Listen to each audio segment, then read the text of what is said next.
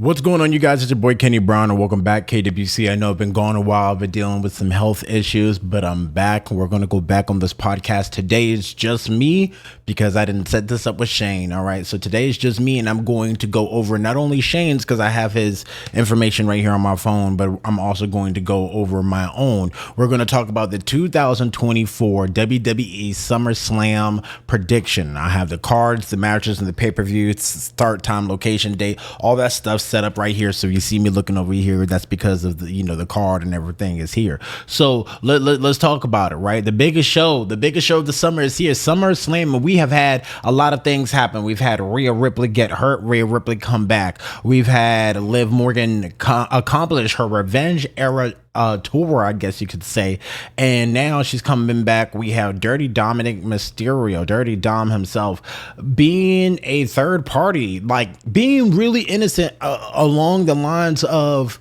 him not necessarily doing everything and whatnot. And it's very, very, very comical to me that now he kind of cracked down right when Rio was coming back. So it's very interesting to see how things are going to go forth. We have Damian Priest being the world heavyweight champion and CM Punk and now being cleared to wrestle, and then Drew McIntyre being screwed time and time again, ladies and gentlemen. It has been crazy. And then on the flip side, we have Bloodline 2.0, man, Solo Sikoa, Jacob Fatu, the GOD, right? That tag team as a whole, the Gorillas of Destruction, they have, or Doom, Gorillas of Destruction, Doom, they don't use that in WWE, but the Tango Brothers, man, they have been going crazy. We've had Jimmy completely disappearing after he got attacked by his own bloodline. We've had Jey Uso being the Yeet Master. We got LA Knight, going on with Logan Paul. We have a lot to cover, so let's get into it. So like I said earlier, we have the biggest show of them all, SummerSlam, and the biggest show of the summer is now here. And thankfully, Triple H has loaded up the card. For me personally, I was sitting here like, we better not have a 4-match show. I didn't want a 4-match. I didn't want a 5-match, because usually that's kind of been what we're getting. We're getting little matches with a lot of action. Sometimes it's a little bit crazy, sometimes it's a little bit predictable. But, predictability is not a bad thing. Predictability is actually a good thing, due to the simple fact of you might be predictable of what the winner is going to be, but you never know what's going to be happening in the match and how the outcome is going to come over it. So the biggest show of it all, right? You see CM Punk in his first broadcasting, his first single match since 2014. His last match was against Billy Gunn. That's how long it's been since CM Punk has been in this company, guys. Since Billy Gunn in 2014. That was his last broadcasted singles match. And now he's coming back, and his first match is against Drew McIntyre. We got Cody Rhodes, who is set out to defend his WWE championship. I'm not calling it undisputed championship, especially since we have another world heavyweight championship on the other brand, but he's competing against Solo Sikoa. So we will see if one, Roman Reigns returns, which I definitely think that he will, and two, if any more of the bloodline gets involved, which I definitely think that will. I'm going to be very interested to see if Kevin Owens and Randy Orton show of force inside of this match. So that's going to be to be determined and to be continued. Damian Priest will put on his World Heavyweight Championship on the line against Gunther. I think that match is going to be phenomenal. Gunther, this is his time, Mr. King of the Ring, and thankfully he doesn't wear that stupid crown. The crown looks a little bit better, but hey, it is what it is. I am looking forward to Gunther, seeing how he goes along this match, but I'm going to get into my predictions when we go there, when we get into that, right? Next, we have Bayley defending the WWE Women's Championship against Nia Jax, and then Rhea Ripley challenging for the Women's World Championship against Liv Morgan. So let us officially take a look at the card. Okay, let's start from the top. So I personally think we're going to start with what I think is going to be the main event. It's going to be the undisputed WWE Championship match. I know I just said I was going to call it undisputed, but it is what it is, right? Cody Rhodes versus Solo Sikoa. The Bloodline 2.0. Let us start there. The Bloodline 2.0 has been it was stale for a very long time. It was stale for a very long time. They started putting some moisturizer in it, right? It started gassing up. They started putting the foot on the pedal. First, they took out Jimmy. Then they took out Paul Heyman in an extreme fashion. Shout out to Paul Heyman, right? And now it has been very rejuvenated by the man, the myth, the legend himself, Jacob Fatu. But we will see if Solo Sikoa is ready to be WWE champion, because a lot of people think that he is not ready to be WWE champion, especially for the fact that Cody Rhodes has been pretty much pegged and put on this pedestal as the person to be carrying and really the face of the WWE, right? So now we are here at SummerSlam, where we have Cody Rhodes versus Solo Sikoa, Bloodline 2.0. Definitely think that is going to take some effect. I definitely think that Roman Reigns is going to come into effect. And now, hopefully, we will get a Bloodline Civil War. And this is the Avengers, ladies and gentlemen, of the WWE Universe. And honestly, I'm very excited to see how things go forward. My choice right here, I say either way, Solo Sikoa is not winning the WWE Championship. I do believe, regardless of if Roman comes out after the match or during the match, I know there's going to be a lot of probably distractions and interferences that the referee doesn't see, because to my knowledge, it's not a no DQ. So it's going to be very interesting to see how the Tonga brothers and Jacob Fatu get intertwined into, or maybe Nick will come out and say, is it Nick? The GM for SmackDown will come out and say, hey, no DQ. We'll see how it works. But either way, I don't see Solo Sikoa winning. I do think Cody Rhodes is leaving Cleveland with the WWE Championship. On to the next card. Not next card, but the next match that I think is that I want to talk about here is the World Heavyweight Championship match. Damian Priest versus Gunther. All right, listen. August is here now. We have the Bash in Berlin next, right? I don't think Gunther wins here. I want him to win here, right? I don't think Gunther wins here. Let me rephrase. I think Gunther wins by DQ and Damian Priest keeps the World Heavyweight Championship. I do think that Finn Balor or someone of the Judgment Day do get involved. I think that friction starts to end here. I do think Damian Priest defeats Gunther here, but Gunther defeats Damian Priest at the Bash of Berlin. I definitely think that Gunther wins via DQ. That's my call. Wins via DQ.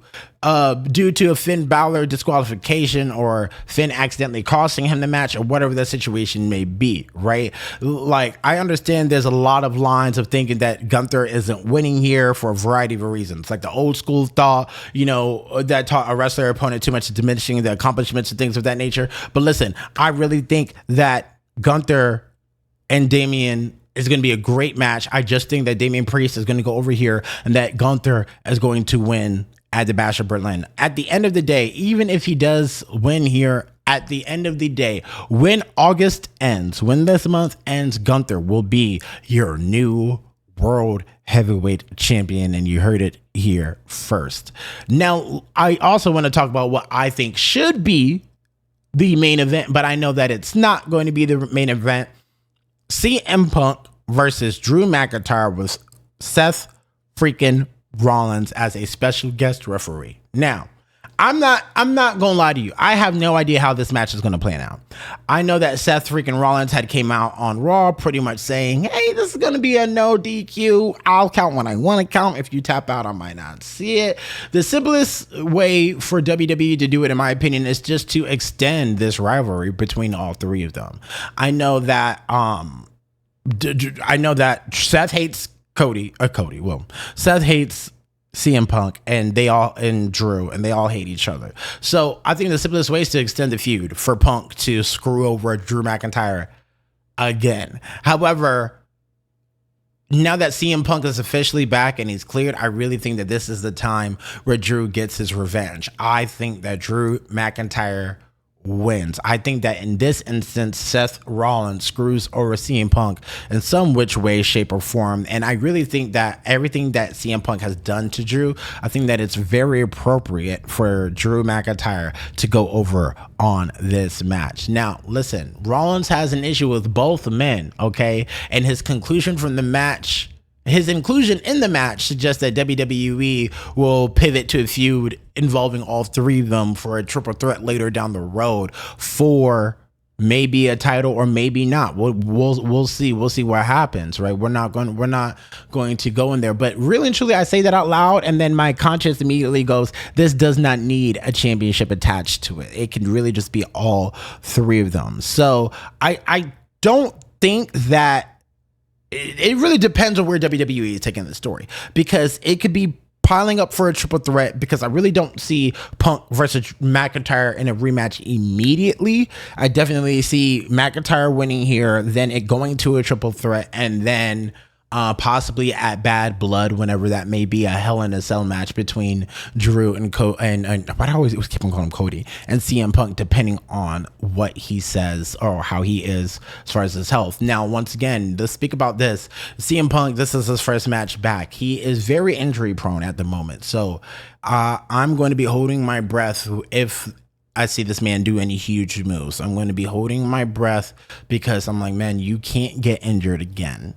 And Drew is a very big, hard hitter type of individual. So it's going to be very interesting to see how CM Punk performs, but how he is feeling on the outskirts. And, you know, hopefully he will get out of this match unscathed, and we will see. We will see. But I truly believe that Drew McIntyre is going to win this first match. All right, so we'll see. Next up, we have the Women's World Championship. We have Liv Morgan versus Rhea Ripley. Listen, Rhea Ripley coming back from this injury and immediately seeing Morgan on top of her man and immediately beating her. It feels cheap to go about with the storyline. I think her beating her now, I think, doesn't makes sense. Things have been obviously a bit controversial between Liv Morgan and Dominic Mysterio, but from Liv Morgan's plan of having her revenge tour, she set up a plan saying, you hurt me, I'm going to get this title to hurt you. But she actually ended up not only getting the title, but actually hurting Rhea as well. So her going out and saying, hey, doing all these things, that was really interesting for me. I found it very interesting that, you know, Rhea Ripley and Liv Morgan and Dominic Mysterio are this interesting. And honestly, that's a great thing. Rhea Ripley is she is one of the top stars. I think she is the top star, because a lot of the top stars on Raw will get crickets, but Rhea Ripley, mommy, comes out and you have everyone. You have everyone on their feet. Rhea Ripley cannot be defeated right now. Literally. But in this match, I don't think she wins clean. I do think that Dominic Mysterio does get involved in some shape or form, and I don't really go off of the heel versus faces categories, because even though Rhea is a heel, we all know that she is a face, right? And Liv is supposed to be a face, but she's a heel, and Dominic is obviously a heel. You just hear the crowd when they come and talk to you guys, right? So I definitely think that maybe Dominic cost her the match accidentally, or maybe this is the match where he snaps to be like his own man, right? But at the same time, I do think that like Rhea Ripley just came back, so I feel like it would also be very early to kind of sever the ties between mommy and Dominic Mysterio. I think that having them separated so early, and granted, I understand that Judgment Day has been a thing, right? But Rhea just got back, and I think as of now, the chemistry and the heat between Rhea and Dom is higher than ever. with things to live. So I think that you have to take that into consideration. And Dominic Mysterio, he's great. Him being a heat magnet, he really adds all this in, because if you take Dominic Mysterio out this situation, this feud is not that interesting. If Dominic Mysterio was not in this feud, I would say Rhea Ripley 100% wins her title back here. No ifs, ands, or buts about it. However, due to Dominic Mysterio being involved, due to the relationship that they have, question mark, or had, simply because Dominic cursed her out a couple of Mondays ago and was like, I hate you, you're nothing but a slime ball, and all these other things, and said a lot of things in Spanish that I couldn't translate. So it's going to be really interesting to see how this plays out. But like I said, I do believe that Rhea Ripley is going to lose this match. I do believe that she's not only going to lose, but Dominic might cost her the match inadvertently, and that moves this towards the next pay-per-view or next PLE, where inevitably I think Rhea will win there. So we will see. Now we have the WWE Women's Championship. We have Bayley versus Nia Jax. So I'm not going to lie to you. This Bayley versus Nia Jax match, I'm happy it's happening. A couple of weeks ago, I was saying this was my thought process, right? This was my thought process. I said Nia Jax is going to win Queen of the Ring. Then she's going to go to SummerSlam and win the championship from Bayley. Then she's going to go around and say, not only am I the queen, but I'm also the champ. And she would be like, I'm the best ever because the title says so. I'm on the top of the world. I'm dominating. I am winning hands over heels, like, or whatever the phrase is, right? I was going to have Nia Jax win this match and her hold on to that match for an inevitable return, whether that been at the Rumble or earlier, against the real queen, Charlotte Flair, for the Women's Championship, and then have Tiffany Stratton cash in there whenever that match occurs, because Tiffany and Charlotte has always been a dream match, and I'm pretty sure one of them have said, hey, let's get in the ring and tango. So I definitely think that Tiffany would have cashed in there and won the belt on Charlotte. So Charlotte would have won that match against Nia, right? And then Tiffany would have cashed in, beating Charlotte Flair, and then going into an inevitable feud with Nia Jax saying, how could you cash in on me, blah, blah, blah, blah, blah. That can also happen here, just taking out the Charlotte thing. I do think that queen versus the queen could be a great match, especially because Nia Jax, I gotta give her props, she's became a lot better since she's been back. So I think that would have been a really great matchup. It could still happen down the road, but we shall see. So Bayley's reign has not been very great since she's got it. It has not set the world on fire, and you know, I don't see any excitement about her reign, right? However, Tiffany Stratton being the third person inside of this situation makes things a little bit interesting. Now, I'm not saying that Nia Jax winning the championship is going to make the championship better either, right? I just know that Nia Jax has become better since she's been back. I don't think Nia Jax will have a better reign as women's champion. Hers might be just as stale as Bayley's. However, I would have preferred to have her be the person to win and then go face Charlotte like I just gave you guys, right? And this could definitely be like a David versus Goliath thing, right? I'm kind of happy that this is happening. This match is happening because Nia did injure Bayley at SummerSlam back in the day. And I definitely think that Tiffany might cash in here. I definitely think Tiffany is going to cash in here. And the reason why I say that is this. When Tiffany won Money in the Bank, I expected WWE to make a brand new WWE Women's Money in the Bank briefcase, and it'd be pink and bedazzled and all of that shit so they could get their money. And Tiffany was going to hold on to it until like the inevitable Charlotte return and the pitch that I just gave. However, that didn't happen. No briefcase was made, which makes me think that she's going to cash it in tonight. I think that the women's briefcase, I mean, if you look at the history of a women's briefcase cash-ins, they have been very short. 100% of the women who have cashed in the Money in the Bank have won. So I definitely think Tiffany is going to end up getting the championship whenever she cashes in, right? I don't think Tiffany Stratton is going to be the first woman to lose that briefcase cash in. But I definitely know that whenever she does cash in, she's going to win. And for the simple fact that she didn't get a bedazzled pink briefcase, that makes me even more inclined that she's going to end up winning the championship tonight. Or not tonight, but on Saturday when SummerSlam goes live. I definitely think that if she does cash in, that she's going to win. Now, granted, like I said a little bit earlier, if you've been paying attention to Nia Jax recently, she's become a really reliably like a great performer. And she's definitely one of the more interesting people on the SmackDown roster.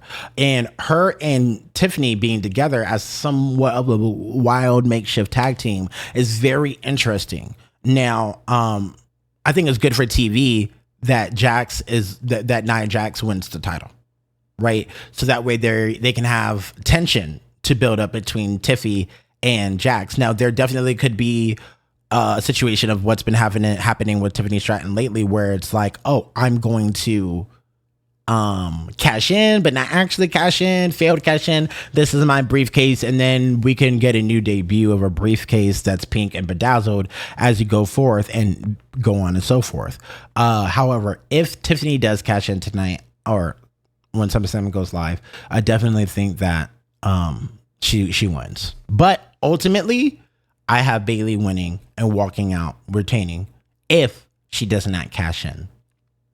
Sami Zayn versus Braun Breaker for the WWE Intercontinental Championship. I initially thought that this was going to be a triple threat. I thought this was going to be a triple threat with Ilya in it, and I had expected Ilya taking the pinfall. I did not expect Sami losing. This 100% makes sense though, one-on-one, just like the last match was. The last PLE, I definitely thought that Zayn was going to win and that Braun was going to get his bounce back here, and that's exactly what's going to happen. Breaker has this energy and this aura and this chemistry that cannot be manufactured. It cannot be duplicated. And no matter how much WWE loves just to speak these things into existence, having Zayn win in their first meeting was fine, but Braun needs to win here. I do not see Sami escaping Braun Breaker for a second time. I think you put Braun Breaker and the Intercontinental Championship together. I think that he has just so much heat and so much greatness about him. He's simply undeniable, or at this point really should be. Another loss for him, honestly, would move for the kind of character that Breaker is. Like, Zayn had a good run, but he doesn't need the title right now because he's just an amazing talent. My pick is Braun Breaker. No ifs, ands, or buts about it. That spear is phenomenal. His speed is phenomenal. I say put it on Braun Breaker now. And then the last match that we have on the card is the WWE United States Championship match, Logan Paul versus LA Knight. I want LA Knight to win. I think if they run this back for a third time at the next PLE, LA Knight wins there.